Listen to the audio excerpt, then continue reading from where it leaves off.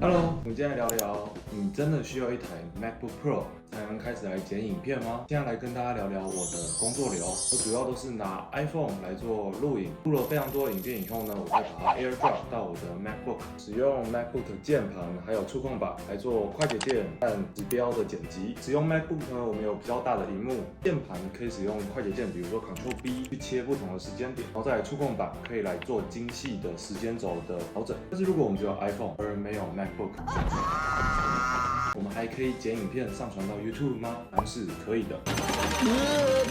iPhone 里面呢，你可以使用 LumaFusion 或是剪映，英文叫做 CapCut 来做剪辑。在手机里面做剪辑呢，有一些问题，就是它的荧幕比较小，打字的时候你还要使用触控的键盘，可以直接这样子滑动来做剪辑，但是画面都是非常小的。那解决这个问题，我们要怎么做呢？首先，我们使用我们的 iPhone 可以使用 AirPlay 到 Apple TV 4K， 把荧幕直接把它投上去，解决了荧幕的问题。再来，我们可以使用蓝牙键盘来跟它配对，那我们就可以使用快捷键来剪辑。最后我们会遇到一个问题，就是说当我要去调整时间轴的时候，还是必须低头去看我的 iPhone， 而不是看我们投影上去的大荧幕。我们要怎么解决这个问题呢？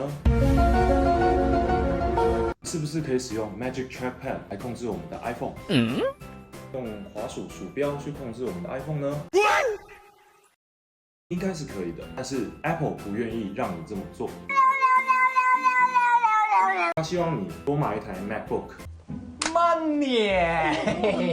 而不是将所有事情都用一台 iPhone 来做解决。今天我们就要来使用 Magic Trackpad 来控制我们的 iPhone。我们可以用 AirPlay 投出来，用蓝牙键盘来控制 iPhone， 用 Magic Trackpad 来控制我们的 iPhone。那我们怎么做到这件事情呢？我们需要一条 Lightning to USB 3 Camera Adapter，Apple 的 Lightning 到 Type A 的这种转接头。那因为 Magic Trackpad，Apple 把蓝牙锁定，不让你用蓝牙去跟 iPhone 来做沟通。你要用 Lightning 这个转接头去跟 iPhone 接起来，再用一个 Type A 的线 Lightning 接到我们的 Magic Trackpad 上面，就让我们开始来开箱，把这些联动起来。接下来你就可以学到如何使用 iPhone 来当你唯一的电脑来剪辑 YouTube 影片，然后上传到 YouTube。你也不需要一定要最高级的 iPhone， 其实你可以使用 iPhone SE 3，也就是12000最便宜的那一款，就可以完成所有录制、剪辑，然后上传，开始你的 YouTube 的频道。甚至你不一定要买最新款的 iPhone， 你可以用旧款的 iPhone， 可以达到这些事情。你只需要这些额外的设备，比如说像键盘、触控板和连接的一些装置，你就可以让你的 iPhone 成为你第一台电脑，不需要花太多钱，可以开始你的 YouTube 旅程。就让我们开始吧。我们现在来开箱这条苹果的 Lightning to USB 3 Camera Adapter， 上面印有相机跟 Lightning 的图示。后面包装上，我们可以看到它说明的非常清楚。苹果的包装最棒的是，我们用双手就可以轻松的撕开开箱。哇，我们拿出我们的转接器，说明书，我们速读，其他就没有附其他的东西了。我们看一下接口的做工，哇，真棒！我们现在第一次把它接起来，先接上 USB Type A， 再接上 Lightning 的线。接下来聊聊如何把 Magic Trackpad 接到 iPhone 上面。首先，我们拿出我们这个 Adapter Lightning 到 USB A， 还有 Lightning 的这个转接器。首先呢，我们拿 Lightning 到 Type A 的线，然后我们把我们的 Magic Trackpad 先把它接上去。Type A 这边把它接上去，再找另外一条 Lightning 线要供电的 Lightning 在这边把它接上去。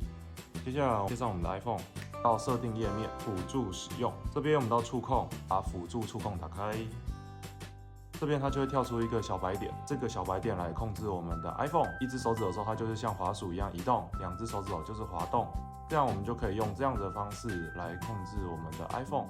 这样子的方式可以拿来剪片哦。接下来我们就会来看剪片的界面。现在触控板跟手机已经把它配对上了，我们可以很快速的去滑动。我们可以点选我们要的东西，我们可以选取我们要的片段，然后来做一些编辑啊、拉伸啊等等之类的。用触控板快速的像 MacBook 一样来操控我们 iPhone 里面的 App。接下来我们要改字，比如说像这边 OK， 你现在把它点下去以后，我们现在还是需要用到我们的触控板来点键盘来调整这些字的内容，就缺了一个蓝牙键盘。滑下来，然后去我们的蓝牙，开始让它配对键。它现在开始闪蓝灯了，这边就有一个 Philco Bluetooth Keyboard， 我们点下去，你要打050-566，按 Enter，已连线，很棒的。我们把我们的 iPhone 放在这边，触控板还有键，那它就像是一个 MacBook 一样咯。那我们现在可以开始来操作我们的软体剪映，用这个 OK， 然后就点一下，打开，然后在这边我们可以用键盘来调整 OK。这样子键盘和触控板都有，可以调整手机的时候，看到我们的荧幕，大荧幕这上面就可以看到我们整个的剪辑的过程。所以用我们的触控板和键盘像 MacBook 一样这样去调整它。下一步，下一步，这两个其实有点重复，所以我们就可以把这个先按删掉，然后把这个东西拉过来，完全像是一台 MacBook 一样这样子来做操作。我们可以快速的来这样子做编辑。我们可以看到，我们这样子就可以快速的做一些编辑啊。那我们就可以看着上面的荧幕，大电视，把 iPhone 的荧幕把它放出来，键鼠就是可以来操控，这样子就可以很好的去做到文字编辑。这里面会有一些简体字，是因为这边我们是使用点映的识别字幕，它会是简体中文，但是我们上面会是繁体，它有一些特殊的字体。接下来我就会再录一集如何使用剪映来配繁体字幕。然后看这部影片的朋友们就留言，我会教大家哦。先跟大家分享我怎么用 Magic Trackpad 加上蓝牙键盘，我们可以来操控 iPhone， 不需要有 MacBook， 你可以用手机的 App 就可以来做剪辑。那现在我们使用剪映所遇到的问题就是它的 App 只支援直的屏幕，它还没有横屏的模式。还有另外一个问题是，剪映现在目前不支援手机可以输出 SRT 档案。SRT 档案是字幕的档案，在 YouTube 上面我们通常都会挂 SRT 到 YouTube 上面外挂字幕，那我们就需要有 SRT。目前用手机的剪映只能把它压在影片里面。接下来我们来看另外一个软体，就是 Luma Fusion。Luma Fusion 就支援横屏了，这个时间轴是可以这样调整的。然后这边它上面写淹水，然后这边我可以调整字幕，我可以点2下，我这边淹水，我就可以把它调成像这样淹水，或者这个淹水。那我现在目前不要，我就可以用我的键鼠把它复原。